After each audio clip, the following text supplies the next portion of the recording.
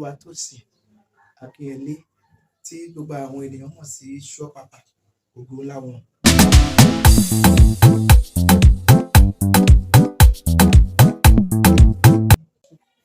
Ìlàkọjá pọ̀ o, ṣùgbọ́n màá kàn sọ díẹ̀ níbẹ̀.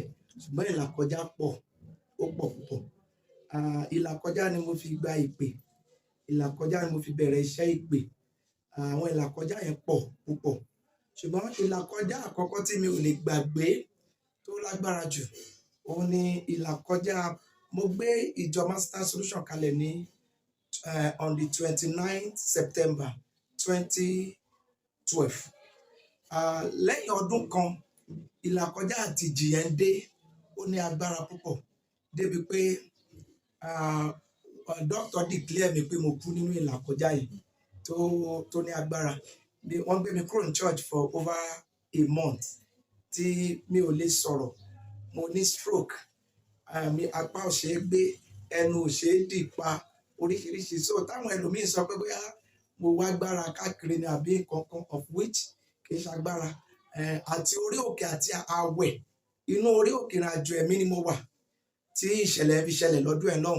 So ọ̀pọ̀ èèyàn ló tẹ̀rù pé mo ti bá ṣẹlẹ̀ lọ. So ìlàkọjá àkọ́kọ́ nìyẹn tó ní agbára púpọ̀ débi pé àwọn ẹbí mi gan fẹ́ẹ́ lè advice mi pé tíṣẹ́ yóò bá ṣe é ṣe pé kí n fi ilẹ̀. Ìlàkọjá míì òun la tún là kọjá ní ọdún tá a wà nínú ẹ̀ gangan, tá a fẹ́ ṣèkórè, tá a pinnu ìkórè tí ìkórè ń lọ. So ní Friday ìkórè yẹn tá a ṣe praise night ní Sátánì gbárí kéréke ẹ̀ dé tí ìṣẹ̀lẹ̀ kan fi ṣẹlẹ̀ débi pé odidi ẹ̀mí lọ lé lórí tí ìkórè yẹn ò fi lè wáyé mọ́.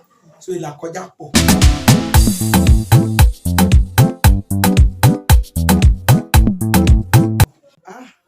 Iṣẹ́ ìyanu pọ̀ o, torí lọ́jọ́ yẹn gangan ní àṣálẹ́ ọjọ́ yẹn gangan mò ń ròyìn iṣẹ́ ìyanu Ọlọ́run ti ọdún tó kọjá lọ́wọ́ ní ìṣẹ̀lẹ̀ yẹn ṣẹlẹ̀.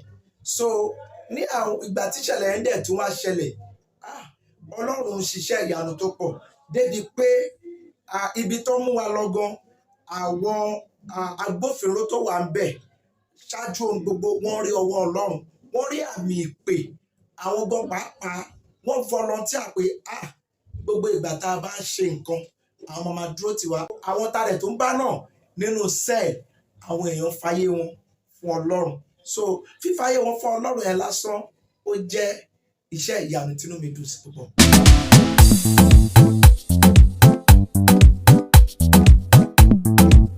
Mo béèrè lọ́wọ́ Ọlọ́run torí ìmọ̀ tèmi kọ́, èmi tẹ̀ tí wo pé àní ṣe mọ́ pé Ọlọ́run ti rínú wa kó mọ̀ pa àti ṣe torí gbogbo owó ta ná àna àwọn nǹkan ta ti rà fún àwọn aláìní, kò sí kankan ta jẹ́ náà. So mo gbàgbọ́ pé a ti ṣe bí òun ṣe gbà tí Ọlọ́run tún wá sọ fún mi pé rárá o, lóòótọ́ ìrúbọ la ṣe ẹ̀ ṣùgbọ́n a gbọ́dọ̀ ṣèdúpẹ́. So a máa ṣe ní ọjọ́ ológo tó kẹ́yìn oṣù kejìlá tá a wà on 31st.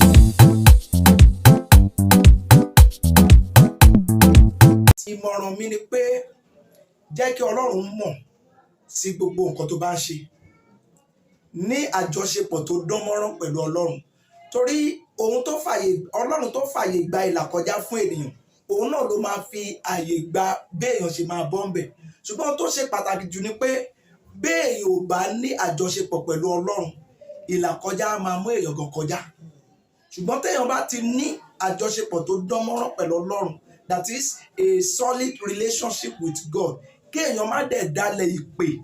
Béèyàn bá ti dalẹ̀ ìpè tọ́lọ́run pé tó dẹ̀ ń jẹ́ kọ́lọ́run mọ̀ sí gbogbo ohun tó bá ń ṣe, bí ìlàkọjá bá wá, òun náà ló tún máa mú èèyàn jáde kúrò ní ìlàkọjá ẹ̀. Mo dúpẹ́ lọ́wọ́ gbogbo ẹ̀yin tí ẹ gbàgbọ́ nínú ìpè yìí. Mo dúpẹ́ lọ́wọ́ gbogbo ẹ̀yin bàbá torí mo ní bàbá tó pọ̀.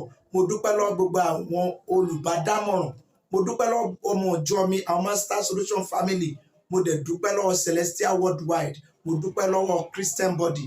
Mo dúpẹ́ lọ́wọ́ even Muslims àti gbogbo àwọn alábàágbé àti aládùúgbò mi ní Abáranjẹ Ìkọ̀tún. Mo dúpẹ́ lọ́wọ́ gbogbo àwọn rédíò presenters náà àti gbogbo àwọn media personalities. Mo dúpẹ́ lọ́wọ́ yín.